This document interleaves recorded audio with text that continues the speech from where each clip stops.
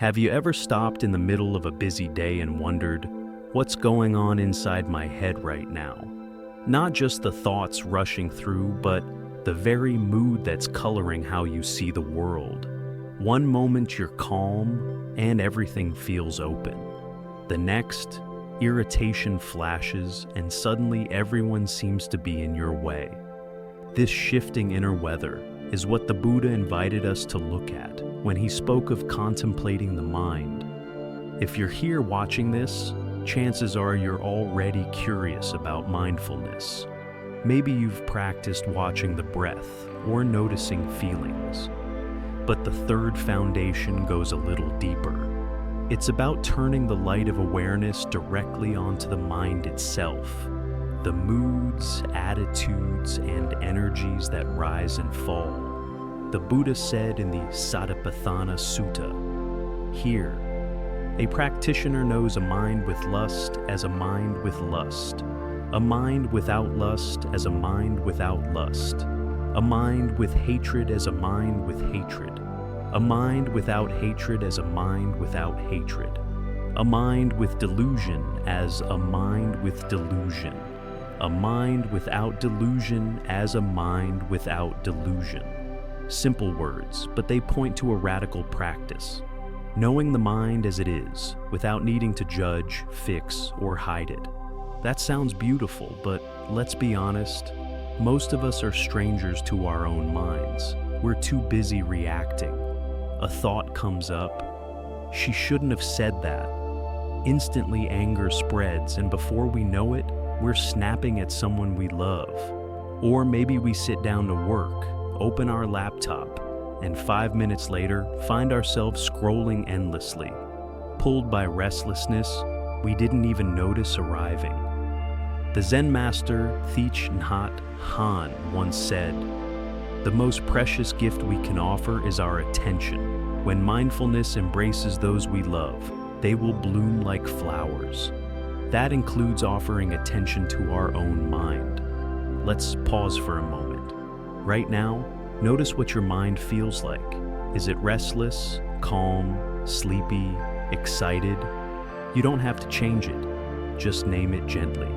This simple act, acknowledging restless mind, content mind, anxious mind, is already Cittanupassana. It's like stepping out of a fast-moving river onto the shore. You still see the water rushing, but you're not being swept away. A story from Zen captures this. A monk came to his teacher, complaining about his wandering thoughts. The master asked, "Where do they go?" The monk said, "Everywhere." The master replied, "Then go with them." Confused, the monk asked, "But how?" The teacher smiled. "Just follow and know. Don't fight, don't grasp, just see where the mind moves." The point wasn't to stop thinking, but to know the mind's movement, to recognize its nature and not be enslaved by it.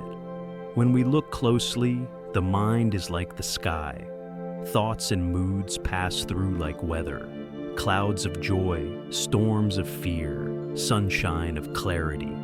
If we've only identified with the passing weather, every storm feels like the end of the world. But when we remember we're the sky, vast and unshaken, something shifts. We can let the clouds come and go without panic. The Buddha didn't ask us to label with cold analysis. He asked for direct knowing. It's intimate, warm, and alive. When greed arises, we know greed has arisen. When anger shows up, we know anger is here. No self-blame, no denial. Just honest seeing. As the great Thai teacher Ajahn Chah said, if you see anger in your mind, simply recognize, this is anger. Don't make it yours. Don't make it a problem. Just see it arise and pass away. This practice can feel challenging because it means being radically honest about what's really happening. Sometimes the mind is dull or lazy. Sometimes it's full of craving or pride. Our culture teaches us to hide these states, but mindfulness invites us to look at them with compassion instead of shame. Just seeing dullness clearly can already bring a spark of wakefulness. Just recognizing craving can loosen its grip. You might wonder how this helps in real life. Imagine a parent who feels frustration bubbling when their child throws a tantrum. Without mindfulness, irritation takes over and harsh words fly. But if they've trained to notice anger mind the moment it stirs, they can take one breath, step back, and respond with more patience. Or think of someone scrolling social media late at night, chasing distraction. Simply pausing and recognizing restless mind-seeking stimulation can create a space to choose differently. Maybe to close the app and rest. There's also deep freedom here. When we observe the mind states without clinging, we start to see their impermanence. Anger comes, stays for a bit, and fades. Joy comes, fades. Anxiety, even the heavy kind, isn't permanent. The Buddha described this insight. Whatever is of the nature to arise is also of the nature to cease. Seeing this directly weakens the belief that I am my anger, I am my fear. We realize these are passing states, not who we truly are. Zen master Shunryu Suzuki once told his students, when you realize the mind is just waves on the ocean, you won't be so upset by a big one. He wasn't promising that the waves would stop, only that we can stop drowning in them. Life still brings joy and pain, but mindfulness of mind lets us meet them with clarity and kindness. If you're new to this, try a simple practice. During your day, pause 3 times and ask, what's the state of my mind right now? You might find excitement, boredom, tenderness, or irritation. Say it silently, like a friend noticing. No need to fix anything, just know it. Over time, this habit builds a kind of inner space.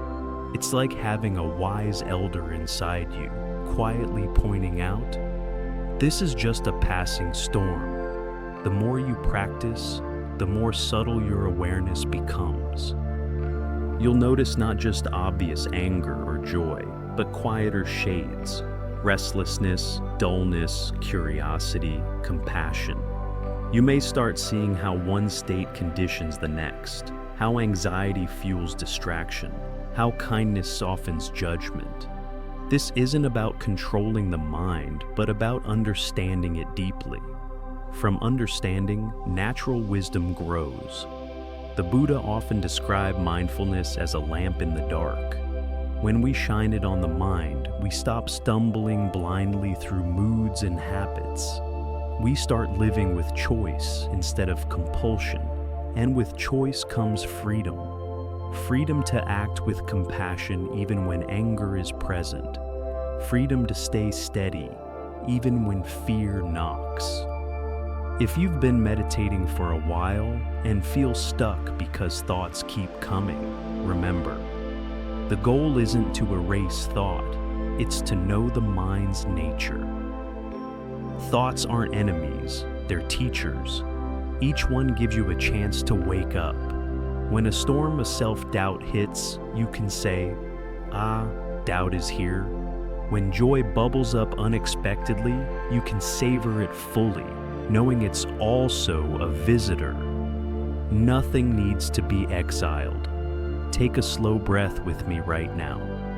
Feel the simple miracle of being aware, not just of the breath, but of the mind that knows the breath. That awareness is bigger than any single mood. It's the quiet strength behind all this practice. Before we continue deeper into this exploration, if these teachings feel meaningful, consider supporting this channel. Subscribe, like the video, or share it with someone who might need a moment of inner clarity today. Your small action helps this wisdom ripple further into the world. When we talk about knowing the mind, it's easy to think this is just another task to perform, like keeping a journal or counting calories. But it's gentler than that. It's more like sitting quietly with a good friend and finally listening to what they've been trying to tell you for years. The Buddha called this yoniso manasikara, wise attention, not the harsh, judgmental attention that tries to force the mind into shape, but the curious, loving kind that simply says, "What's happening here, right now?" There's a well-known story of the Zen master Bankei. A student confessed that he kept getting lost in anger and jealousy and asked how to purify his mind. Bankei said, "Show me this angry mind of yours right now." The student looked inward and found he couldn't locate a solid thing called anger, only shifting sensations and thoughts. Bankei smiled and said, "See, it's not fixed. The mind is unborn. Each moment it appears new." This is the heart of Cittanupassana, seeing the mind states as transient, not a permanent self. Try it in a real-life moment of frustration. Say you're stuck in traffic, late for a meeting, and someone cuts you off. The usual reaction is a surge of heat, tight jaw, maybe a curse muttered under your breath. But if you've trained even a little, there's a tiny space where you can note, anger has arisen. In that instant, you've gone from being anger to observing anger. The shift might be subtle, but it's powerful. You've stopped feeding the fire with unconscious fuel. The Buddha himself used this insight often with his monks. In one discourse he said, "Whatever a monk frequently thinks and ponders upon, that will become the inclination of his mind." If we don't know the states we're feeding, we unconsciously water anger, greed, and fear. But when we watch with clarity, we can choose which seeds to nourish. Mindfulness doesn't force a happy mood. It just lets us stop watering the weeds. It's worth noting that this isn't about suppressing what's unpleasant. Zen teacher Charlotte Joko Beck once said, "Practice isn't about getting rid of anything. It's about opening to everything. If sadness is present, we know sadness. If fear is present, we know fear. Like opening a window and letting fresh air move through a stuffy room, the simple knowing already transforms the space. What was heavy becomes more workable." This ability to stay present with whatever arises also protects us from the extremes we often swing between. One extreme is clinging to pleasant mind states, trying to hold on to excitement, inspiration, or joy. The other is running from unpleasant ones, distracting ourselves from boredom or fear. Both lead to suffering because the mind is always changing. As the Buddha said, all conditioned things are impermanent. When one sees this with wisdom, one turns away from suffering. Daily life gives endless chances to practice. Imagine being praised at work. A rush of pride might arise. That's fine. Notice it. Pride is here. Maybe later, someone criticizes your idea. Shame or defensiveness surfaces. See it. Shame is here. Each time you name the state, you break the chain of blind reaction. You're training to meet life with eyes open, heart steady. There's a small meditation you can do anytime. Sit or stand quietly for a minute. Breathe naturally. Ask yourself, is the mind clear or cloudy, heavy or light, collected or scattered? Don't analyze too much. Just feel the general tone. Sometimes you'll find stillness, other times chaos. Both are fine. The point isn't to fix, but to know. This knowing is already a kind of freedom. Zen poet Ryokan captured this spirit in a single line. "The thief left it behind, the moon at my window." Even when life seems to steal our peace, stress, loss, heartbreak, something luminous remains untouched. That something is the awareness noticing the mind state.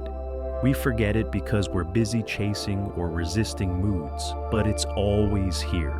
Over time, Cittanupassana also builds compassion.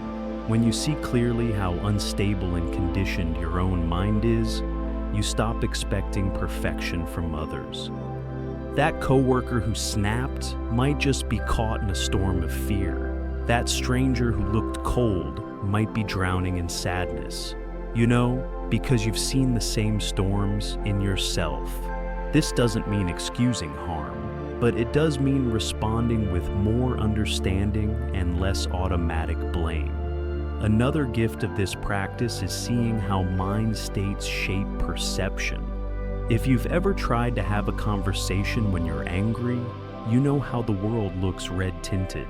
Everyone seems irritating. But when kindness fills the mind, even strangers appear friendlier. The Buddha said the mind is the forerunner of all states. With mind, we create the world. Watching the mind in real time lets us catch the coloring before it controls the whole picture. Many practitioners worry they're doing it wrong because their mind doesn't stay calm. But Cittanupassana isn't about calm, it's about truth. The famous Vietnamese teacher Thích Nhất Hạnh compared mindfulness to holding a crying baby. You don't demand the baby stop crying, you just hold it with warmth until it calms on its own. When your mind is restless, hold it. When it's joyful, hold it. When it's angry, hold it. This gentle presence is the practice. One practical tip: use simple, direct labels. You don't need fancy psychology. Just say quietly, thinking, planning, doubting, excited, sad. If the label feels clunky, drop it and just feel the state directly. The label is only a pointer. Awareness is the real work. And be patient. The mind has been running wild for decades. It won't become transparent overnight. Zen master Dōgen wrote, "To study the self is to forget the self." Each moment of awareness is a small forgetting the drama of me long enough to just see what's here. Over time, that forgetting becomes spaciousness. What's surprising is how joy can appear even in difficult states once we're no longer fighting them. A student once told the Dalai Lama he felt hopeless because his meditations were full of anger and grief. The Dalai Lama smiled and said, "Good. You are seeing your mind. That is the first kindness you give yourself." This simple seeing is already healing. Right now, take another breath and check in. What's the mind like in this moment? You might notice a subtle shift, maybe a bit more calm, maybe just curiosity. That's the fruit of paying attention. Even tiny glimpses matter. Each one plants a seed of freedom. One of the most liberating discoveries when we watch the mind is that moods aren't personal. They feel personal. My sadness, my fear. But when you look closely, you see they're just conditions coming together. A memory sparks, a hormone shifts, a sound triggers an old wound. Suddenly there's a storm. The Buddha often compared the mind to a fire fueled by contact and feeling. Remove the fuel, and the fire dies down. When we observe without clinging, the flames don't last as long. This understanding doesn't turn us cold or robotic, quite the opposite. It makes the heart softer. When you realize even anger is just a visitor, not a fixed me, it's easier to forgive yourself and others. Ajahn Chah, a Thai forest master, once told a student who was despairing over his restless meditations, "If you let go a little, you'll have a little peace. If you let go a lot, you'll have a lot of peace. If you let go completely, you'll know complete peace." Letting go starts by knowing what's here. It helps to picture moods like guests arriving at your door. Some are pleasant, some loud, some uninvited. Instead of slamming the door or clinging to the fun guests, you just notice, joy is here, anger is here, doubt is here. You don't have to serve them a 5-course meal, but you also don't need to kick them out violently. Hospitality without attachment. This is how mindfulness loosens the grip of each passing state. Zen stories love to poke fun at our habit of believing the mind's every drama. One tells of a monk terrified by what he thought was a ghost in his room. He ran to his teacher, who calmly entered the room, lifted a lantern, and revealed it was just a white cloth blowing in the breeze. The ghost vanished instantly. In the same way, shining awareness on anger or fear often shows there's less substance than we thought. The mind loves to make monsters in the dark. Mindfulness turns on the light. When you bring this practice into daily life, you may notice how much of your day is driven by unnoticed moods. Maybe you reach for your phone every time a small wave of loneliness hits. Maybe you say yes to work you don't want, because a quick fear of disappointing others floods in. Just seeing these patterns is the beginning of freedom. The Buddha taught, when one knows the mind is the mind, one becomes disenchanted with it. Not depressed, just wise enough to stop being fooled by every mood. Sometimes people worry, if I watch my mind too much, will I become detached or passive? The reality is the opposite. Clear seeing lets you respond more skillfully. If you know you're angry, you can pause and speak carefully. If you know you're sad, you can reach for support instead of numbing out. If you know you're joyful, you can savor it without clinging. Awareness gives choice. Choice gives life richness. It's also helpful to recognize wholesome and unwholesome states without moralizing. The Buddha encouraged noticing when the mind is filled with generosity, compassion, clarity, and when it's caught in greed, hatred, delusion. Not to judge, but to know what leads to suffering and what leads to freedom. This is like tending a garden. You see which plants nourish life and which choke it.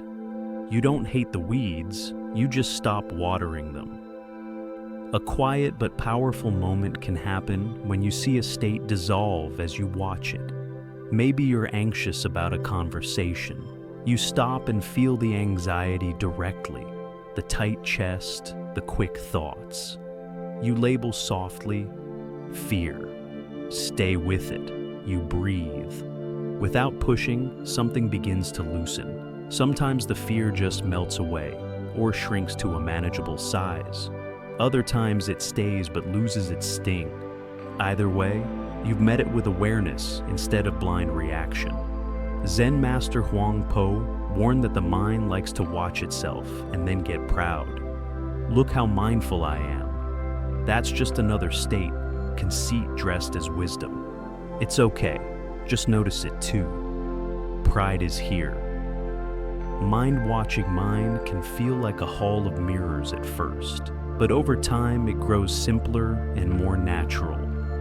Like looking out a window instead of staring at your reflection.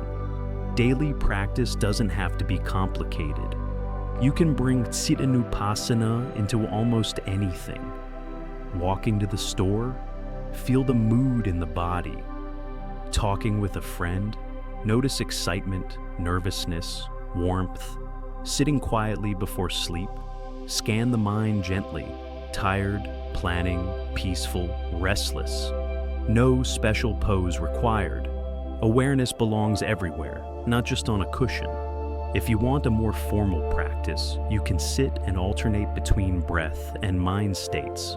Start by feeling the breath for a few minutes, then ask, what's the tone of mind now? If it's calm, no calm. If restless, no restless.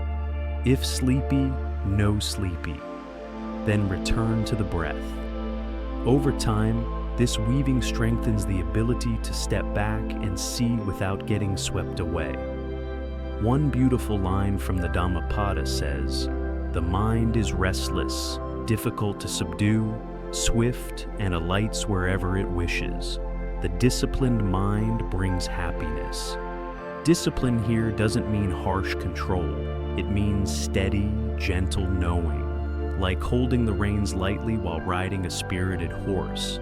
You don't yank, you guide with awareness. This whole practice is also deeply healing for our relationship with ourselves. Many of us were taught to distrust our minds, to fight against emotions, to hide bad feelings. Mindfulness offers a radical kindness instead. You're allowed to feel. You're allowed to have messy, shifting inner weather. The practice doesn't shame you. It simply invites honesty. And from honesty, real transformation grows. You might even discover unexpected joy.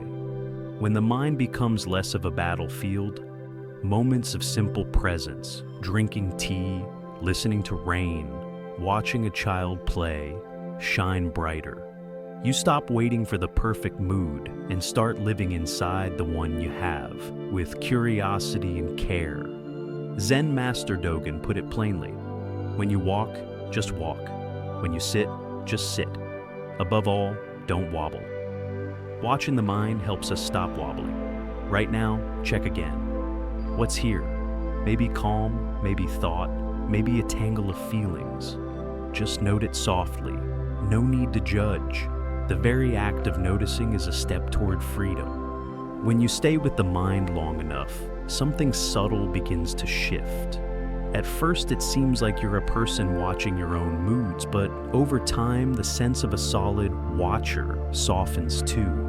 There's just awareness, wide, open, knowing.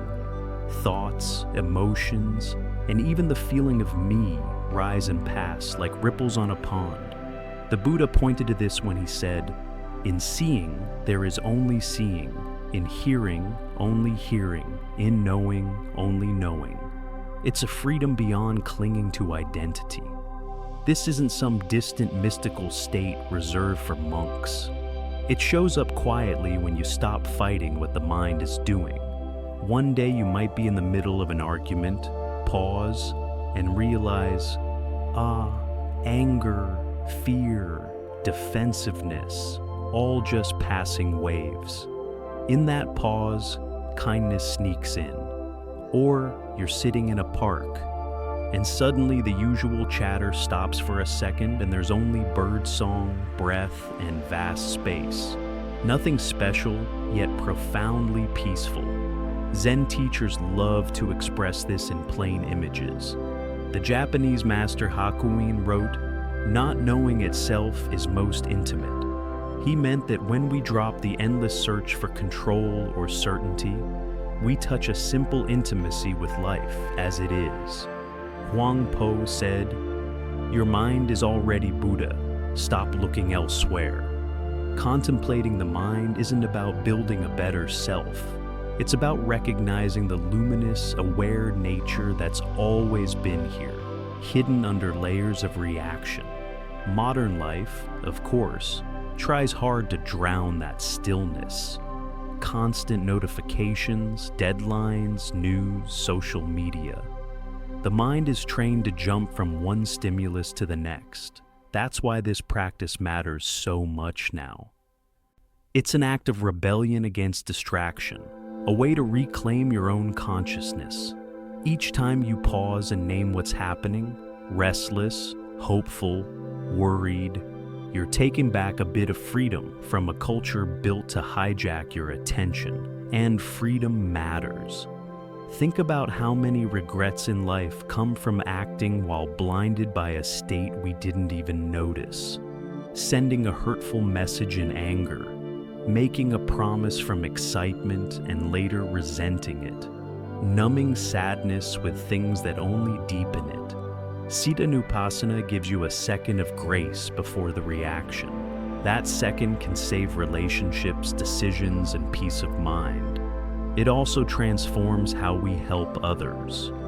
When we've sat with our own fear and seen it as just a passing state, we're less likely to shame someone else for theirs. When we've met our own craving or jealousy with awareness, we can hold others' struggles gently. Compassion stops being a theory. It becomes natural because we understand from the inside. Sometimes this practice reveals pain we've avoided. Old grief, deep loneliness, unacknowledged shame. They may surface once we stop distracting ourselves.